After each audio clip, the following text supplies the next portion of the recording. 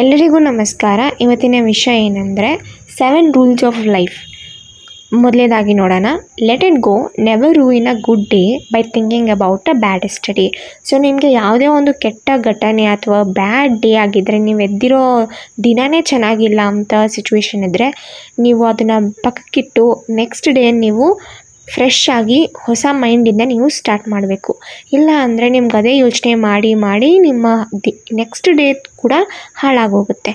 ಅದನ್ನು ಬಿಟ್ಟು ಮುಂದೆ ಏನು ಮಾಡಬೇಕು ಅನ್ನೋದು ನೀವು ಯೋಚನೆ ಮಾಡಬೇಕಾಗಿರೋದು.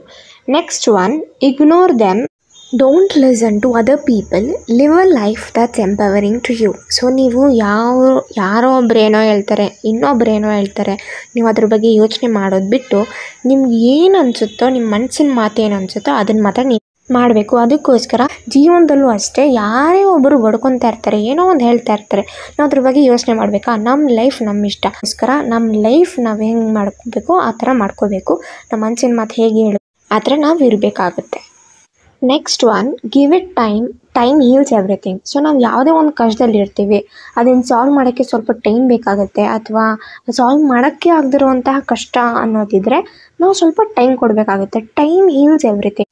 ಸೊ ನಮ್ಮ ಬುದ್ಧಿ ಉಪಯೋಗಿಸ್ತಾ ಯಾವುದೇ ಒಂದು ಯೋಚನೆ ಮಾಡಿದ್ರೂ ಡೀಪಾಗಿ ಯಾವುದೋ ಒಂದು ಸೊಲ್ಯೂಷನ್ ಸಿಗುತ್ತೆ. ಅದಕ್ಕೋಸ್ಕರ ಸಮಯವು ತುಂಬ ಮುಖ್ಯವಾಗಿರುತ್ತದೆ.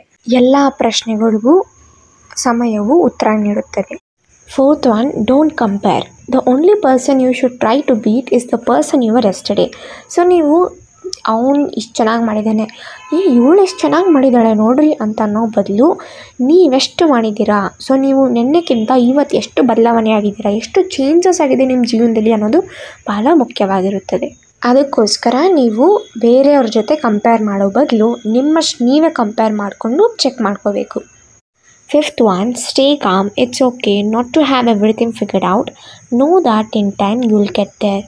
ನೀವು ಯಾವುದೇ ಒಂದು ಕಷ್ಟದಲ್ಲಿದ್ರೂ ಸಹ ನಿಧಾನವಾಗಿ ಪೇಷನ್ಸ್ ಇಟ್ಕೊಂಡು ಕಾಮಾಗಿದ್ದು ನೀವು ಸೊಲ್ಯೂಷನ್ನ ಹುಡುಕಬೇಕು. ಅದ್ರ ಬದಲು ನೀವು ಟೆನ್ಷನ್ ಮಾಡಿಕೊಂಡು ಆ್ಯಂಗರ್ ಇಶ್ಯೂಸ್ ಇಟ್ಕೊಂಡು ಅಥವಾ ನೀವು ಬೇರೆ ರೀತಿ ಟೆನ್ಷನಲ್ಲಿದ್ದು ನೀವು ಸಾಲ್ವ್ ಮಾಡಿದ್ರೆ ಅದು ಯಾವತ್ತೂ ಸಹ ಸೊಲ್ಯೂಷನ್ ಆಗಿ ಆಗುವುದಿಲ್ಲ.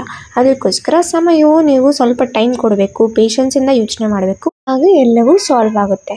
Sixth one, it's on you, only you are in charge of your happiness. So ನಿಮ್ಮ ಖುಷಿ ಪಡೋಕ್ಕೆ ನೀವೇ ಕಾರಣ ಆಗಿರಬೇಕು. ಕೆಲವೊಂದ್ಸಲಿ ಸ್ಯಾಡ್ ಆಗಿರ್ತೀವಿ, ಕೆಲವೊಂದ್ಸಲಿ ಮೂಡ್ ಆಫ್ ಆಗಿ ಯೋಚನೆ ಬೇರೆ ಏನೇನೋ ಯೋಚನೆ ಬರುತ್ತೆ. ಸೊ ನೀವು ಮುಂದಿನ ಜೀವನ ಏನು ಮಾಡಬೇಕು ಹಂಗೆ ಹಿಂಗೆ ಅಂತ ಯೋಚನೆ ಮಾಡೋ ಬದಲು ಸೊ ನೀವು ಹೇಗೆ ಒಂದು ಕಡೆಯಿಂದ ಸಾಲ್ವ್ ಮಾಡಿಕೊಂಡು ಹ್ಯಾಪಿನೆಸ್ ಹೇಗೆ ಪಡೆಯೋದು ಅನ್ನೋದು ಸಹ ನೀವು ಯೋಚನೆ ಮಾಡಬೇಕಾಗುತ್ತೆ. ಸೆವೆಂತ್ ಒನ್, ಕಮೆಂಟ್ ಮಾಡಿ ನಿಮ್ಮ ಪ್ರಕಾರ 7ನೇದು ಏನಿರಬೇಕು ಅಂತ. ನಿಮ್ಗೆ ಇಷ್ಟವಾದರೆ ಈ ವಿಡಿಯೋ ದಯವಿಟ್ಟು ಲೈಕ್, ಶೇರ್ ಆ್ಯಂಡ್ ಸಬ್ಸ್ಕ್ರೈಬ್ ಮಾಡಿ. Thank you for watching.